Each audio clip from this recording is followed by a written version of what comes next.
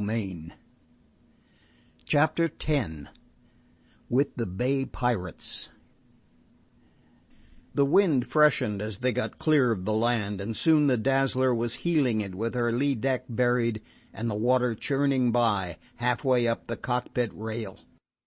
Sidelights had been hung out. Frisco Kid was steering, and by his side sat Joe, pondering over the events of the night. He could no longer blind himself to the facts. His mind was in a whirl of apprehension. If he had done wrong, he reasoned, he had done it through ignorance. And he did not feel shame for the past so much as he did fear for the future. His companions were thieves and robbers, the Bay Pirates, of whose wild deeds he had heard vague tales. And here he was, right in the midst of them, already possessing information which could send them to state's prison. This very fact, he knew, would force them to keep a sharp watch on him, and so lessen his chances of escape. But escape he would, at the very first opportunity. At this point his thoughts were interrupted by a sharp squall which hurled the Dazzler over till the sea rushed inboard. Frisco Kid luffed quickly, at the same time slacking off the mainsheet. Then, single-handed, for French Pete remained below, and with Joe looking idly on, he proceeded to reef down. The squall which had so nearly capsized the Dazzler was of short duration, but it marked the rising of the wind, and soon puff after puff was shrieking down upon them out of the north. The mainsail was spilling the wind, and slapping and thrashing about till it seemed it would tear itself to pieces. The sloop was rolling wildly in the quick sea which had come up. Everything was in confusion, but even Joe's untrained eye showed him that it was an orderly confusion. He could see that Frisco Kid knew just what to do and just how to do it. As he watched him he learned a lesson, the lack of which has made failures of the lives of many men. The value of knowledge of one's own capacities. Frisco Kid knew what he was able to do, and because of this he had confidence in himself. He was cool and self-possessed, working hurriedly but not carelessly. There was no bungling. Every reef point was drawn down to stay. Other accidents might occur, but the next squall or the next 40 squalls would not carry one of those reef knots away. He called Joe forward to help stretch the mainsail by means of swinging on the peak and throat yards. To lay out on the long bowsprit and put a single reef in the jib was a slight task compared with what had been already accomplished. So a few moments later they were again in the cockpit. Under the other lad's directions, Joe flattened down the jib sheet, and going into the cabin let down a foot or so of centerboard. The excitement of the struggle had chased all unpleasant thoughts from his mind. Patterning after the other boy, he had retained his coolness. He had executed his orders without fumbling, and at the same time without undue slowness. Together they had exerted their puny strength in the face of violent nature, and together they had outwitted her. He came back to where his companion stood at the tiller steering, and he felt proud of him and of himself, and when he read the unspoken praise in Frisco Kid's eyes, he blushed like a girl at her first compliment. But the next instant the thought flashed across him that this boy was a thief, a common thief, and he instinctively recoiled. His whole life had been sheltered from the harsher things of the world. His reading, which had been of the best, had laid a premium upon honesty and uprightness, and he had learned to look with abhorrence upon the criminal classes. So he drew a little away from Frisco Kid and remained silent. But Frisco Kid, devoting all his energies to the handling of the sloop, had no time in which to remark this sudden change of feeling on the part of his companion. But there was one thing Joe found in himself that surprised him. While the thought of Frisco Kid being a thief was repulsive to him, Frisco Kid himself was not. Instead of feeling an honest desire to shun him, he felt drawn toward him. He could not help liking him, though he knew not why. Had he been a little older, he would have understood that it was the lad's good qualities which appealed to him. His coolness and self-reliance, his manliness and bravery, and a certain kindliness and sympathy in his nature. As it was, he thought it his own natural badness which prevented him from disliking 'Frisco Kid, but while he felt shame at his own weakness, he could not smother the warm regard which he felt growing up for this particular bay pirate.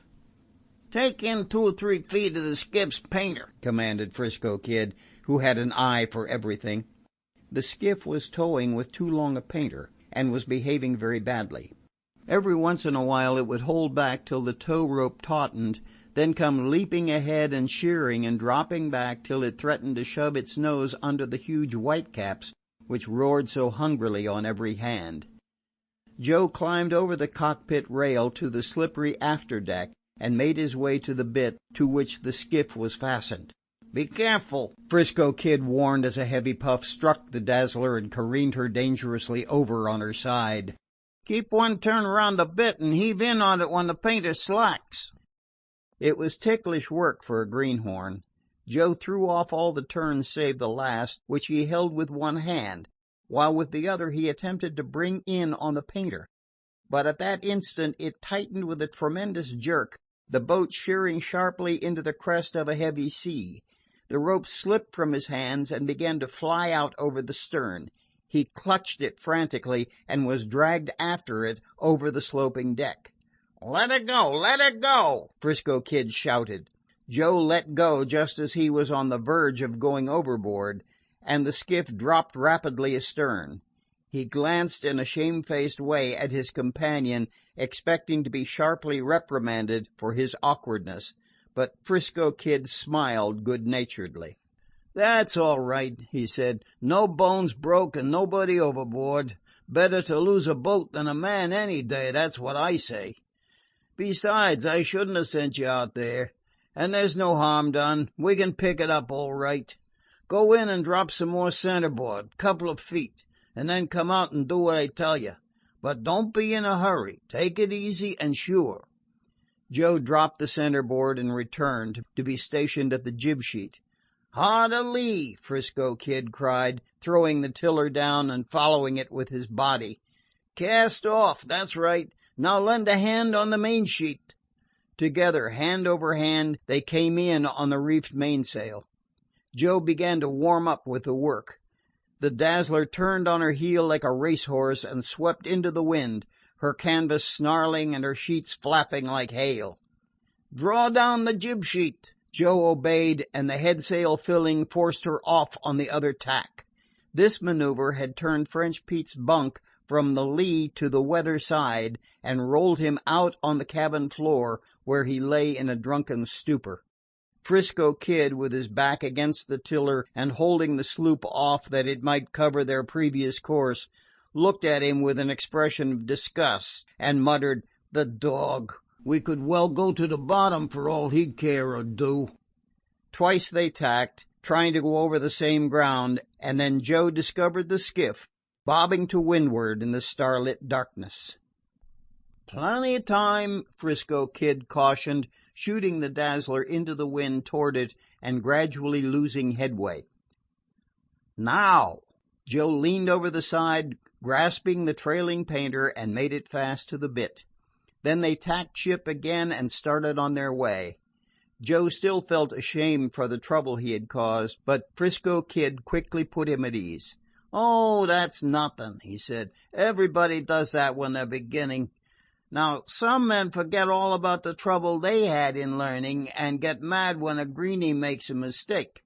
I never do. Why, I remember." And then he told Joe of many of the mistakes which fell to him when, as a little lad, he first went on the water, and of some of the severe punishments for the same which were measured out to him.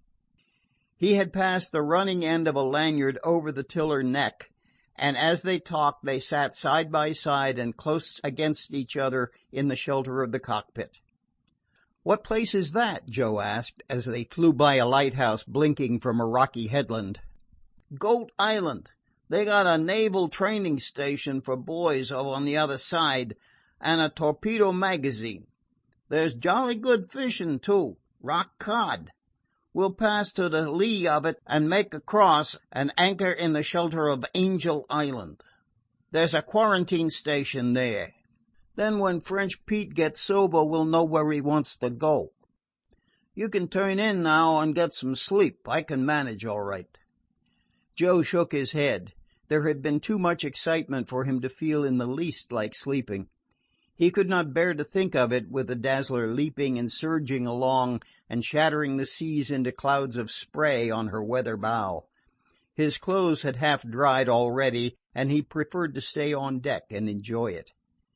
The lights of Oakland had dwindled till they made only a hazy flare against the sky, but to the south the San Francisco lights, topping the hills and sinking into valleys, stretched miles upon miles. Starting from the great ferry building and passing on to Telegraph Hill, Joe was soon able to locate the principal places of the city.